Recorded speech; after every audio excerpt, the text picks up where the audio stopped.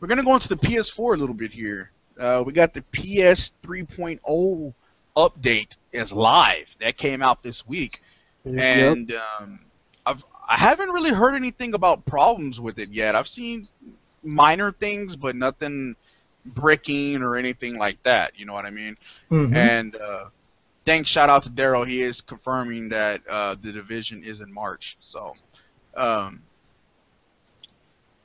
shit, I Nice. lost my Thanks, spot. Daryl. Yeah.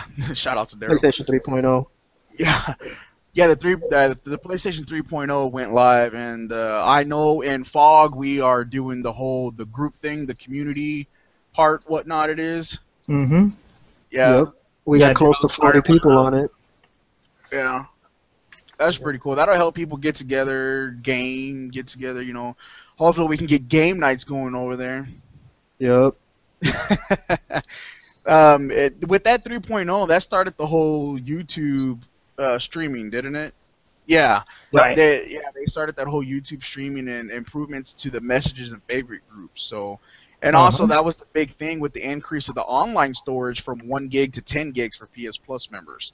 Right. So that's pretty cool. YouTube Live, you know, the communities, and they got the stickers thing now. And they can also share video clips to Twitter up to 10 seconds. 10 seconds, right.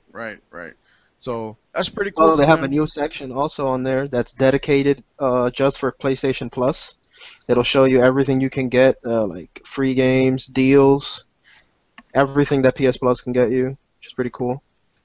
Oh, okay. I see. And then we have the PlayStation Plus games.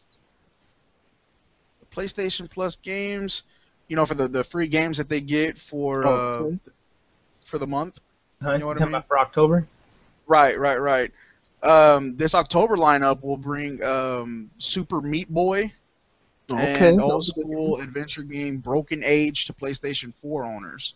So that's pretty cool. They'll PS4 will also be able to download Grip Games Unmechanical Extended, which will be available for PlayStation 3 as well. 3 other PS3 games will be available in October. It's Chariot, Kick Beat, and Kung Fu Rabbit. So that will be Chariot. Why? Yeah. It says all 6 titles will be available starting Tuesday, October 6th. So that's coming this week. So for those that are looking out for those games right there, we'll be able to get those. We got Vita trouble. Not really necessarily trouble in my opinion, but there was an article saying that Yoshida was saying the reason for that there won't be a Vita 2 is because of mobile gaming. Honestly, I don't even think it's mobile gaming. I think it is Nintendo. That's DS, right? Yeah, Nintendo has that on lock. I mean, Nintendo just straight up just has that on lock. I mean, he says that people have mobile phones in the interview. It says it's so easy to play games on smartphones and whatnot, and a lot of them are free to start.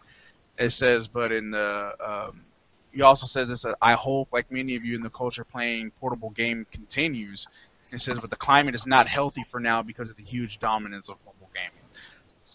I think that's completely false, honestly.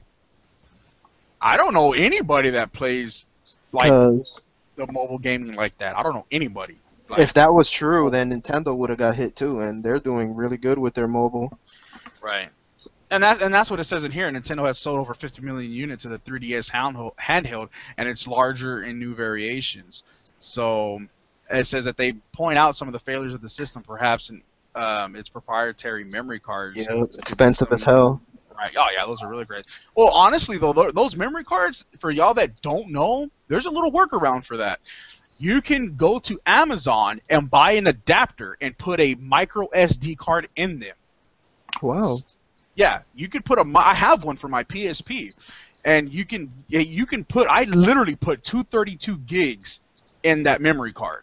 So I had 64 gigs in there, and it's just an adapter. It has 2 little slots on it, and you can save, dude, 64 gigs. I mean, come on. What you spent, like $20 on those 2 memory cards? I think they're like $30 for both of them now. They were probably more expensive back then. I've had that for a while, but the little adapter is like $5. So you get that little adapter, pop in the 2 memory cards in there, and that'll be bam right there, golden.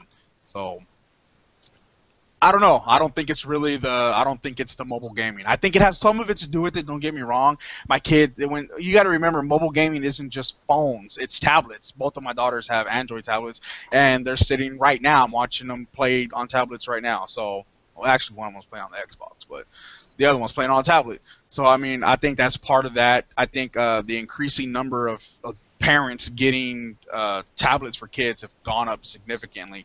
But if that's the case, like you said, Nintendo was still booming like crazy. So I kind of don't. I see some of it, but not all of it. You know what I mean? So next we got Street Fighter V characters. We got 2 new characters.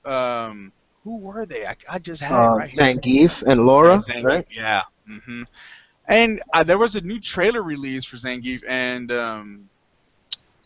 I don't know how he wasn't just. I don't know if they just waited, or I don't know what they did. Like, I don't know if that was just like, oh, we added him later, or that it was they added him later, or if he was the original plan. I don't know which one it is, but I'm like, that's kind of one of the OG characters. That's one of the OG characters. You kind of have to have that. You know what I mean? Right. But that's just my opinion. I hated that guy in Street Fighter V though. I mean, the old fighters. I'm just like, oh, you assholes. He's a cheese, right? With his little spin. Right. Like, fuck me away. He's like, wait a minute. Stop. So, what was the other one called? What was the other person? Character, Laura. It's a Brazilian character, right? Yeah, Yeah. Laura. Yeah. So, she has cornrows, or half a head of cornrows. Yeah, half her head. It's like she was getting her hair done, and all of a sudden Ryu went over there, and she was like, he was like, I took it, and he was just like, no. She had to stop getting her hair done. So I don't know, but that's pretty crazy. Their character designs this time are kind of like weird. Yeah, I mean, I get it though, because you can't just keep putting out the same stuff. You know what I mean? Right. You can't, and I get it, but it seems to me it's a little bit more catered, in my opinion, to the Japanese style of art that I see it. That's just my opinion, but that's what I see it as. It's kind of more catered to that. I mean, it's a Japanese company, so, and also it's exclusive on the PS4 console-wise, and it's coming out to PC also, which I'll probably end up getting it to PC because I know most of y'all have or will probably get it on PS4. Just gotta whoop some of y'all's asses. Oh, yeah, we'll have some nice footage. Yeah, you falling down on the ground and not getting up. Mm-hmm. We'll see. I'm not even going to talk crap till I see it. Come on, man. Just got to remember, what is this? Episode 6? Right. I'm going to rewind it back to this. And I'm going to include this in the ass whipping. Hey, don't forget who can delete this shit, alright? So, but yeah, so I'm excited for the Street Fighter V. I'm an old time fan. I'm really not into the fighters no more, but that's more of the nostalgia. You know what I mean? Street Fighter is a must. Yep. Yeah. So I can't wait for that. I know. I just had this right here. It says that Yoshida wants Gran Turismo 7 to support VR. What? VR and Gran Turismo 7. I wonder how that's gonna look. I don't know, man. People hate me. I'm not into the whole VR thing, so. It's not that I'm not into it. I'm not into that price. Oh, okay. And that too. Yeah, it's more along the lines that I have that it's still too new. You know what I mean? And going back to the other ones other podcasts you can hear where it's a new technology. It's not a new technology. It's a new technology to consoles for a widespread. I know Sega, I think, had some kind of VR thing or something like that. Well, we're in a complete different time from then. And I just think it's too expensive for what's coming with it. Especially on PlayStation. You're talking about 10, maybe 15 titles, and that's just not enough for probably about $1,000 worth of stuff you have to buy. But I think it's a cool idea. I wouldn't mind it. I would have to definitely try it before getting it. I wouldn't, just jump into it. And what the heck? I just got an achievement pop up on my Xbox app for my daughter, and it's over here like, Xbox Hop is over here telling me that. It says that when Gran Turismo 4 comes out on PS4, they would like to see it support the VR. It says, although it's a new entry, and I don't know how to say this. Wait, Gran Turismo 4? No, on PS4. On PS4. Gran Turismo 7 on PS4. Right. Did I say Gran Turismo 4? I don't know. Anyways, it says they want it to launch before 2017. So that's what they're hoping. That's what they're wishing. I'm guessing that they want it to actually launch before then. So can't wait. So next we got Battlefront. Pre-order is live on Xbox, and the beta is coming. When is that beta coming out? Ooh, is it Thursday? I think it's Thursday. Thursday, and you can play it first on Xbox when it comes out later, right?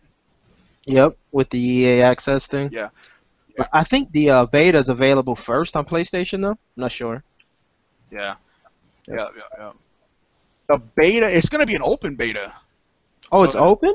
Yeah, Wow. it's an open beta. Yeah, it's open. So we can broadcast footage, I guess, right? Right. Yeah, look at that message right there. Look at that message real quick.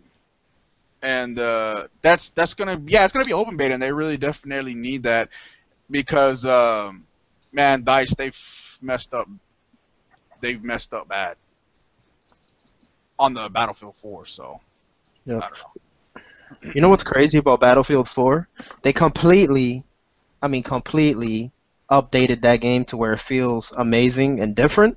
Yeah. But they still haven't fixed the squad up thing. Like, you can't play with your friends easily. It's still. Yeah. Which is BS. Yeah. I don't know. I don't know how they messed up that game so bad. People were saying that it was all right later on and stuff, but I still had problems. So I don't know. And then next we got Batman is actually coming. Batman is actually coming at the end of October for the PC. So they're giving it another go. Wow. It didn't give me an actual date. I am looking. It just says at the end of October. Yeah, so at the end of October. So, I think so many people. It's gonna have to be dirt cheap. So it's gonna have to definitely be dirt. I think they kind of missed the opportunity on that one. Yeah. I've seen it. I mean, but even when it was first coming out, it was like $17, $18. So definitely have to put some high discounts on it. But hey, I'll be right back. Take over, duty. Alrighty. Let's see. The next topic that we have here is the Xbox chief, Phil Spencer, acknowledges how bad Xbox Live outages are. And I believe that he went on Twitter to acknowledge that. Oh, wow. Yeah. I hear about that. Yeah. And I think one of the things he was saying was that like everything's tied into the ecosystem with it, as far as like you being able to watch Netflix or Hulu while the network's down, while Xbox Live is down. And he kind of touched base on that, acknowledged that it was terrible how that is also like that, and that they need to try to figure out a way to separate those services. Right. Which I think so, because that is kind of annoying. Whenever Xbox Live is down, your Xbox is basically just like a brick for that time. Well, I guess you can still play games offline, but other than that, you can't really use your console for anything other than single-player offline games. What's that? I said I never noticed that, but that's crazy, though. Yeah. Everything gets shut down when Xbox Live is down. Right. I've seen times where I can't sign into my name, and it gives me like an error message, but I'm still connected to Xbox Live. It's just weird. Right. Yep. And I guess it's pretty good to hear the bosses talking about stuff that they acknowledge and stuff that they need to step their game up on. And Yoshida, he had mentioned that they, on the PlayStation side, need to work on delivering AAA games.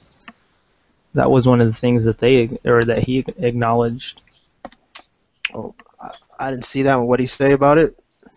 Yeah, just basically just basically he was acknowledging that they haven't, or I guess that they just need to step it up as far as bringing AAA games out to PS4. Right. Yeah, that they needed to bring out more stuff, but he's also considering that according to him, he is considering Uncharted Collection to be Sony's big PS4 exclusive, and he's defending their fall lineup. Man, get the fuck out of here. I'm sorry, but your big game that you're only pushing, come on, man. That's what you want to call your big game to push for the holidays is a remaster from last year. I don't get that, and I'm sorry, but I really can't see that. I don't understand it, but whatever. I mean, he says clearly that it says it's something that they are actually getting very pushed for. And it says Andrew House admitted that the PlayStation 4 first-party lineups for this holiday was quote-unquote a little sparse. I really hate that I just read that. I'm reading right off of this. I really hate that I just read that. Oh, man. Anyways, hey, that came from the man from PlayStation himself, not me, not my words. I'm just reading. I'm going with the article, and it came right out. Anyways, this is now other PlayStation's executive Yoshida has spoken now today. It says Sony has work to do to bring more big-time AAA exclusives to the platform. It says he comments on the interview with Eurogamer regarding the PS4's big success. He said that Sony's original modest projections for the systems before launch, but sales quickly exceeded Sony's estimates, and it just keeps going. So, dude, with Uncharted, they took out the multiplayer for those, or for that collection. Yep. Right. Yeah. They're using the beta too. Like, oh yeah, get this, and you'll get access to the beta for Part 4. Right. Yeah. Now we've talked about this, and it's really this is one of those fine line territories. But I think really the people that listen to us, or who are going to listen to this, they understand what we're about, especially for my group. And it's not to throw shade. It's not to throw dissing anyone. But man, realistically, they are not putting out the AAA games. If you really think that, I am sorry. And honestly and truly, you have to really consider what's coming out. Because Yoshida himself says Until Dawn was a sleeper. That's what's coming out of his mouth. They are not taking these games as big games. People within themselves are making these games bigger than what they are. And that's fine. It's not to say that there's anything less from the game. It's not to say there's anything wrong with the game, that because they're smaller or anything. There's nothing wrong with that. But at the end of the day, there is a difference between AAA games, your blockbuster games, and indie games, or smaller games, even if they are made by a bigger company. And you have to realize that. And Sony is not putting those out.